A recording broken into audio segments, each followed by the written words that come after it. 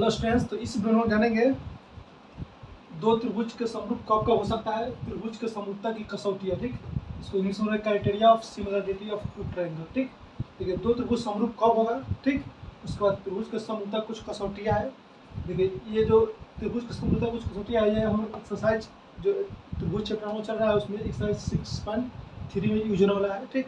6.3 सिर्फ इसी पर बेस है, ठीक। त्रिभुज के समरूपता की कसौटियाँ पर, ठीक। और पिछले जो दो पर पढ़े थे विलोम कुछ उदाहरण देखे, ठीक। उस सब की मदद से 6.3 आसानी से बन जाएगा, ठीक। चलिए ध्यान से देखिए अब क्या होता है। देखिए दो त्रिभुज समरूप कब होता है हम लोग जान चुके हैं। क्या जब दो त्रिभुज के संगत कोण बराबर और संगत भुजा अनुपातिक हो तो हम त्रिभुज को समरूप बोल देते हैं, ठीक। लेकिन कुछ और कारण होते हैं जो त्रिभुज के दो त्रिभुज को समरूप बोल सकते हैं, ठीक। तो चलिए जानते हैं उसको। सबसे पहला देखिए क्या दो त्रिभुज बना लेते हैं यहाँ पर।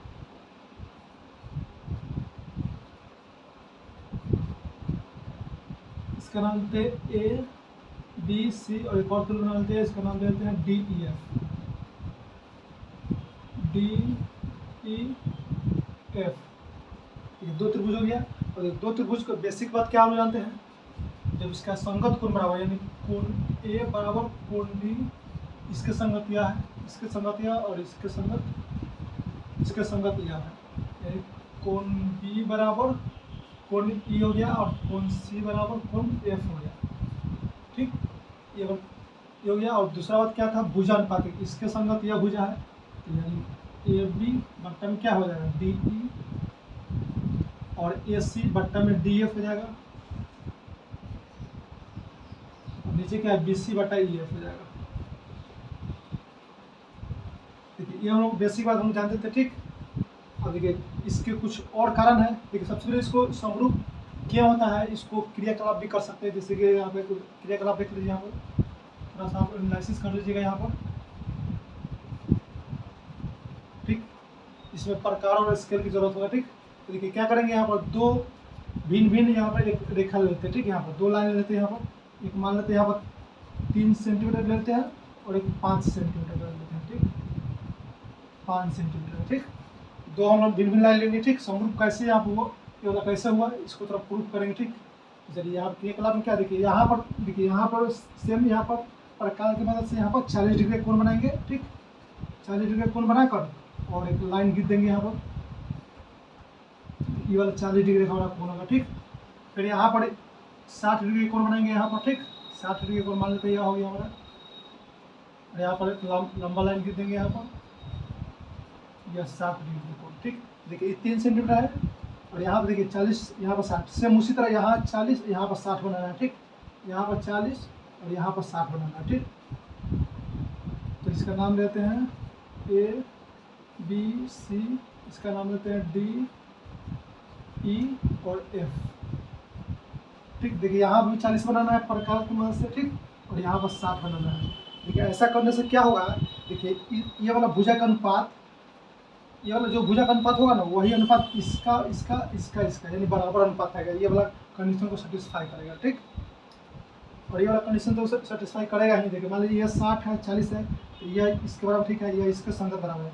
ये 60 40 है तो ये कितना हो जाएगा 60 40 100, ये हमारा 80 हो जाएगा। त्रिभुज के तीनों कोण इक्वल 180 होता है, तो देखिए ये हमारा हो जाएगा 60 40 100, तो ये 80 हो जाएगा, ये भी 80 हो जाएगा। तो देखिए कोण बराबर आ जाएगा और भुजा अनुपात में हो जाएगा, इसलिए इसको समरूप दिखाया जाता है, ठीक। तो क्रियाकलाप ऐसे भी कर सकते हैं आप लोग, ठीक। इसको प्रैक्टिकली करके कमेंट कीजिएगा यस नो ऐसा होता है कि नहीं, ऐसा होता है। कुछ नहीं करना है, यहाँ पर देखिए एक भिन्न भिन्न दो लाइन लेना है और यहाँ पर 40 यहाँ पर 60, फिर सेम उसी तरह यहाँ 40 यहाँ पर 60 करना है। लंबा लाइन खींचिएगा, ठीक। जहाँ कट करेगा उसको यहाँ से यहाँ तक स्केल से माप लीजिएगा, फिर यहाँ से यहाँ तक उसको लिख दीजिएगा यहाँ पर, तो इसको माप लीजिएगा, लिख दीजिएगा नाम। अब देखिए यहाँ पर क्या कीजिएगा, इसको इसका बटा कीजिएगा, जैसे कि यहाँ पर देखिए बी सी बटा ई एफ करके देखते हैं, देखिए कितना आ रहा है। बी सी का मान कितना है 3 और ई एफ का मान 5 यानी 0.6 आएगा। तो देखिए 0.6 है तो इसका रेशियो भी इस ये वाला भुजा का रेशियो, ये वाला रेशियो हो जाएगा 0.6 आएगा। इसका रेशियो हो जाएगा यानी अनुपात, वो भी 0.6 ही आएगा, ठीक। ऐसा आप लोग क्रियाकलाप करके देख लीजिएगा, ठीक। चलिए जानते हैं इसका कसौटी क्या होता है त्रिभुज के। देखिए त्रिभुज की कसौटी 4 प्रकार होता है, ठीक। चलिए इसको ऑफ करते हैं। क्रियाकलाप जरूर कीजिएगा, ठीक। इससे कॉन्फिडेंस आप लोगों को बढ़ेगा। तो देखिए क्या आप देखिए पहला क्या होता है, पहला हमारा आता है, देखिए एंगल एंगल एंगल, इसको बोला जाता है कोण कोण कोण समरूपता से। पहला हमारा हो गया समरूपता से, ये हमारा पहला हो गया। ठीक, दूसरा कंडीशन क्या होगा हमारा, एंगल एंगल समरूपता से। ये सब क्या होता है जानेंगे यहाँ पर। फिर उसके बाद होता है, तीसरा होता है साइड एंगल साइड समरूपता से, और चौथा होता है हमारा साइड साइड साइड समरूपता से। देखिए इसके कहने का मतलब एंगल एंगल एंगल समरूपता से, तो देखिए दो त्रिभुज लेंगे, ठीक, इसमें ये वाला एंगल इसके बराबर, ये वाला एंगल इसके बराबर, ये वाला एंगल इसके बराबर, यानी संगत कोण बराबर होगा तो भुजा को हम लोग समरूप दिखा देंगे। देखा हम जानते देखिए उत्तर समरूप त्रिभुज का होता है जब इसका कोण बराबर और भुजानुपात में, तो समरूप त्रिभुज होता है। ठीक, लेकिन और सिर्फ हमको दो त्रिभुज कोण भी और संगत कोण बराबर मिल गया तो उसको समरूप बोल सकते हैं। यानी हमको देखिए एंगल एंगल समरूपता से और कोण ए बराबर कोण डी, कोण बी बराबर कोण ई, कोण सी बराबर एफ होगा, इसको बोल सकते हैं त्रिभुज।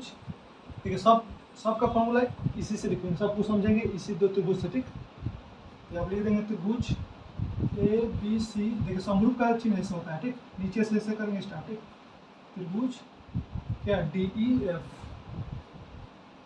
बोल देंगे। उसी तरह देखिए दो एंगल भी मिल गया यहाँ पर, संगत एंगल बराबर, तो फिर भी उसको बोल सकते हैं समरूप।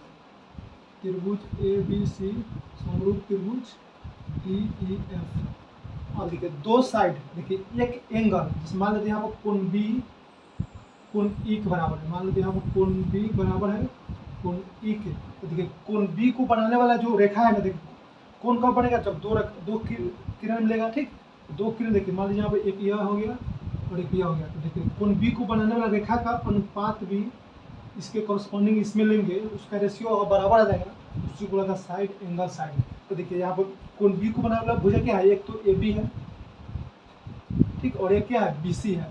देखिए ए बी और इसमें ई क्या है, इसमें ई डी है, इसके संगत भुजा यह है, ए बी बराबर में क्या बटा में डी। और देखिए फिर यहाँ पर दूसरा क्या है बी सी, और देखिए ई को बनाने वाला क्या है ई एफ। तो देखिए इसके जो देखिए बी के अंतर्गत क्या है ए बी और बी सी से बना हुआ यह बी कोण है। उसी तरह ई जो एंगल बना हुआ है ई एफ और डी रेखा से बना हुआ है। ठीक, तो दोनों का अगर रेशियो बराबर आ जाएगा, कोण बराबर आ जाएगा, तो इसको समरूप बोल देंगे। त्रिभुज ए बी सी समरूप त्रिभुज डी ई एफ।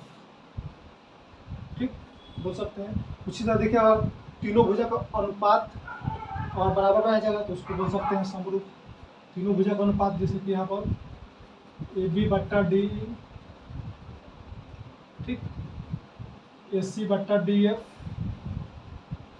और बी सी बट्टा ई एफ। फिर तो इतना आपको मिल गया। और साइड अगर तीनों का साइड संगत अनुपात मिल गया तो इसको लिख सकते हैं त्रिभुज ए बी सी समरूप त्रिभुज डी ई एफ लिख सकते हैं। इसी तरह इसमें क्या था एंगल एंगल, कोई दो एंगल ले लेंगे, कोण ए बराबर कोण डी और कोण बी बराबर कोण ई। देखिए ऐसा इसलिए दो कोण को समरूप कैसे बनाए, जैसे मान लीजिए यहाँ पर दो कोण बराबर, जैसे मान लेते हैं यहाँ पर ये वाला मान लेते हैं 30 और ये 40, इसके संगत यह है तो ये 30 हो जाएगा, इसके संगत यह है तो 40। देखिए दो कोण अगर बराबर होगा तीसरा कोण ऑटोमेटिक बराबर हो जाएगा, क्योंकि तीन त्रिभुज जो तीनों कोण एक 180 होता है। तब देखिए दो कोण है, मान लीजिए यहाँ पर दो कोण हमारा यहाँ पर 30 हो गया, 40 हो गया, तो 4 3 7 70 हो गया।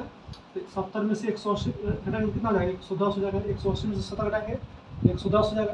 ये भी देखिए 70 हो गया और 70 में से 180 में से 70 घटाएंगे तो ये भी 110 हो जाएगा। तो देखिए ये ऑटोमेटिक बराबर हो गया वाला एंगल, इसलिए इसको बोल सकते हैं समरूपता से। बात यह बराबर है, लेकिन क्वेश्चन बनाते समय अगर दो एंगल भी हमको बराबर मिल गया तो तीसरा एंगल को सोचना नहीं पड़ेगा, उसको समरूप बोल सकते हैं। ठीक, उस तरह से सभी एंगल अगर बराबर होगा, ठीक, इसमें सभी एंगल जैसे कि मान लेते हैं यहाँ पर कोण ए बराबर कोण डी, कोण बी बराबर कोण ई और कोण सी बराबर कोण एफ, संगत एंगल बराबर होगा तो समरूप बोल सकते हैं। बस इतना बात याद रखिएगा। ठीक, इसी की मदद से हमारा 6.3 आसानी से बन जाएगा। चलिए इस वीडियो उतना ही, मिलेंगे नेक्स्ट वीडियो एक्सरसाइज के साथ 6.3। चलिए बाय बाय, जय हिंद, टेक केयर।